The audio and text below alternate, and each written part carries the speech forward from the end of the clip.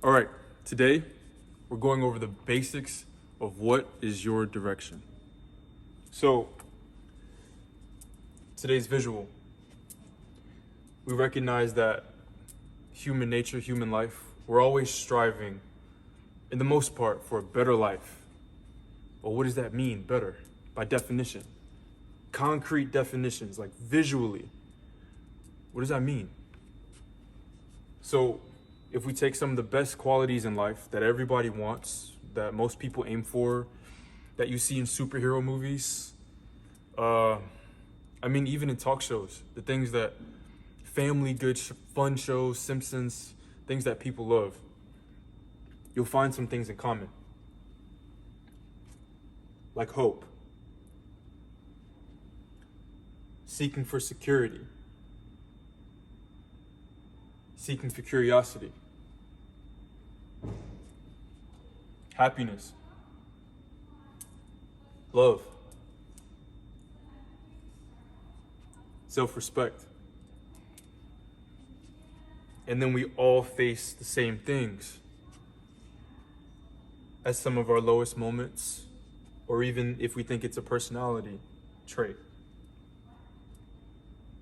Despair, rejection and helplessness, shame, fear, doubt, worry, insecurity, judgment, hatred. We've experienced all those before. Every single one of us, even kids. So then I asked myself, what would it look like if we were to map that out and create a map of the direction that we can lead in our lives? For example, if you were riddled with hatred and apathy, you need to ascend. Is it visible? You'd need to ascend to forgiveness and love in some form. To surrender your hatred, to surrender your self-pity, to surrender your negative self-talk. That's going to require positive self-talk. That's going to require gratitude. One of the biggest things is it's so simple. Like, literally being grateful is one of the most powerful tools that we can ever use to deal with fear, to deal with self-pity or depression. From someone who's suffered from depression myself, I can honestly tell you, it's not fun, it's not easy, and it's not something that we were ever really equipped to deal with. Being honest, but what's true is that gratitude is a form of power. And in that gratitude, we also have the confidence to appreciate things in our life.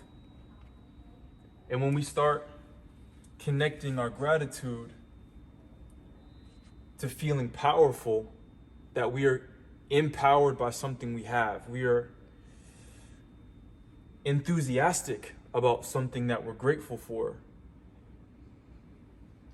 well, then just the knowledge of that leads us to question if we should hold on to our anger, if we should hold on to our irritation and blame. Is that the best outcome? Is that when I think about my parents in a situation or a friend in a situation and their behavior made me feel rejected, so now there's a harbor of resentment or insecurity.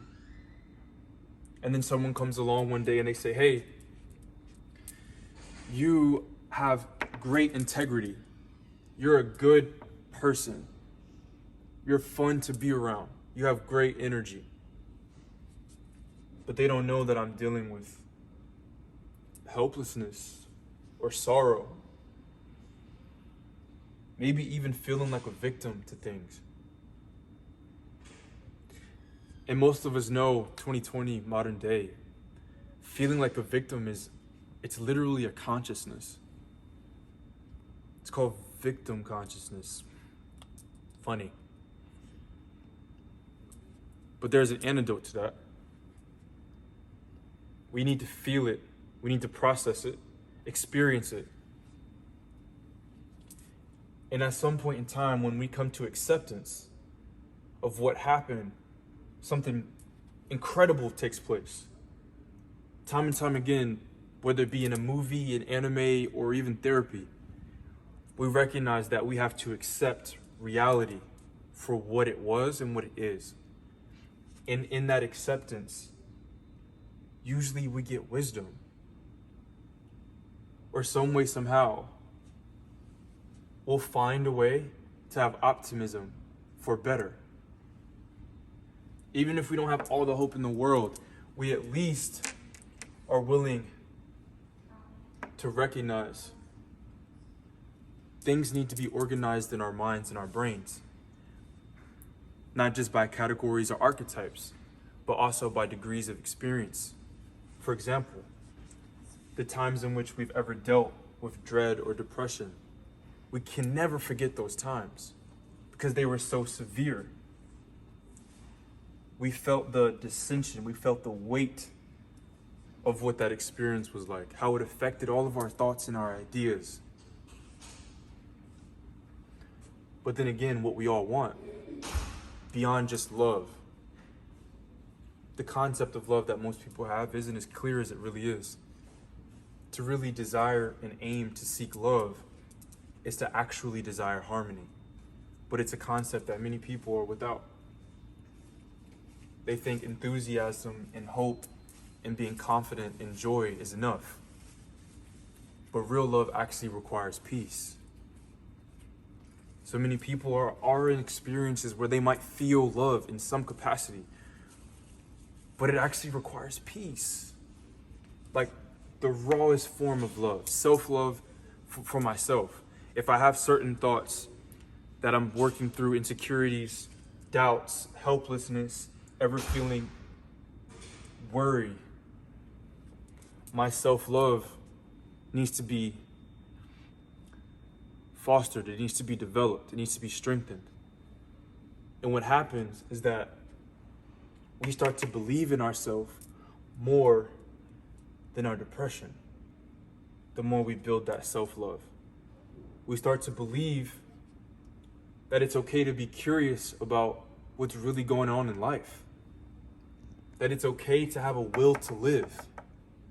Because, for example, the energy of depression, it leads us to feel the lack of desire and want to be present, to live our lives. It can literally have us waste away. That's not living. That's not being alive. That's not striving for our best outcomes. And I know it's generally said, but it's true. The energy of depression, the frequency of it, the vibration, it's an entire conversation, but what does matter is that for some reason, gratitude continues to be the antidote. For negative self-talk, having compassion for oneself is intertwined with self-love. Many people make mistakes and they fall into despair and dread because they've made a mistake. Their self-esteem gets crushed every time. Believe it or not, self-compassion wins every time. It's interesting to me that when we have the knowledge of being compassionate to a child, a child made a mistake, of course, I'll help you. I'll let you know that it's okay to make mistakes. But when it comes to having the same self-compassion, it's not present. And that's usually because of a worthiness issue. And then again, someone comes along, or we watch a film or listen to a song that reminds us to be grateful for our lives. And that it's okay to have the will to live. It's okay to have forgiveness of ourselves. Because I think we all want to ascend, to have hope, to have belief, happiness, joy, faith, integrity, abundance, to feel victorious and not a victim, to feel deep empathy and compassion and humanity, to be able to feel the energy of love for someone and with someone, to experience the depth of intimacy of what it means to be human. I think we all want that. And I'll end on this, the fact that every cell in your body and my body, and respectfully, most of the cells in our body are fighting off things to keep us free from illness. So even on a biocellular level, our existence wants to live. I think that means something.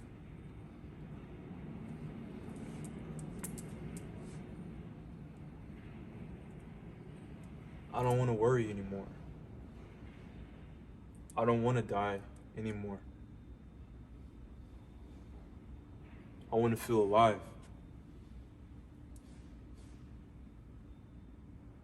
Not riddled by my own depression and despair, being nihilistic and pessimistic and mean, resentful.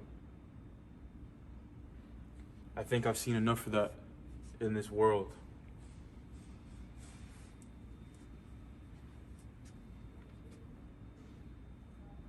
I want to ascend. And I think you do too.